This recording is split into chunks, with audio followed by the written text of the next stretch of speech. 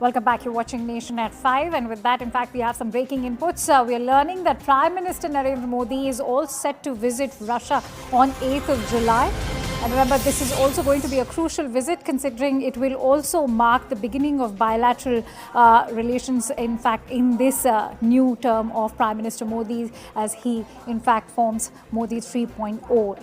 It's also important to highlight that NSA, Mr. Doval, has already met President Putin earlier quite a few times. But remember, during the G7 summit, we also saw Prime Minister, in fact, interact with the Ukrainian president. India is also one country that is touted to have that diplomatic heft to, in fact, also mediate between Ukraine and Russia. But as far as India's own top priorities are concerned, there will be focus on oil, gas and defense. For more inputs, let's quickly go across to Abhishek Jha.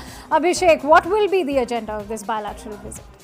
Well, this is the India-Russia bilateral annual summit level talk. That is the main focus of this visit that Prime Minister will be having. It will be Prime Minister's second visit in Moscow in his tenure. Last time he was in Vladivostok 5 years ago, and since then there has not been any summit-level visit from Indian side to Russia. In between there was COVID, so the two leaders could not meet for this annual bilateral summit.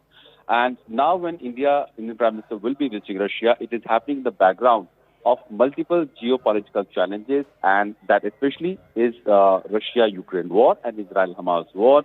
Also, the growing influence of China and growing closeness of Russia and China, and how does India fit in that dynamic where Russia happens to be a very close partnership and strategic alliance of India.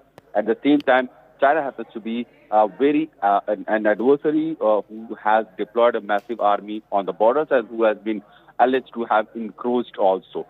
So in that context, this is very important. And also, Indian government has been importing a lot of crude, and economic ties have increased with Russia in the recent past. So that is something will also be part of the discussion. Defense ties has always been very important between the two sides. So these are the issues that Prime Minister Modi and President Putin will be discussing. Abhishek, remember, much importance was also being placed on Prime Minister's attendance at the SCO, something that is not happening, because remember, it is the Foreign Minister who will in fact be marking India's attendance at the SCO. And having said that, when you talk about China's own clout, how crucial does it make as far as Prime Minister's visit to Russia is concerned when it comes to counterbalancing China's clout at the moment?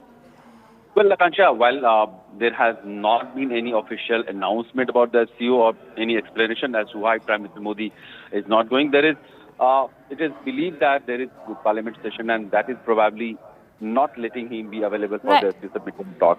But for the Russia-India-China group, there has always been a Russia-India-China group in all the multilateral summit of the regional groupings, that is in SCO and BRICS also. And the meeting of these three leaders used to happen regularly. Even at United Nations Assembly meetings, duration these meetings would happen.